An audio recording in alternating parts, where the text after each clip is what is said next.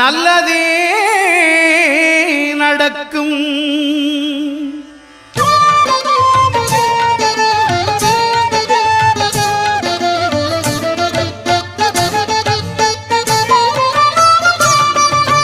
ஒன்பது கோளும் ஒன்றாய் காண அங்கு கற்பகம் என்னும் கடவுளின் மெய்யில் ஒன்பது கோளும் ஒன்றாய் காண அங்கு கற்பகம் என்னும் கடவுளின் மெய்யில்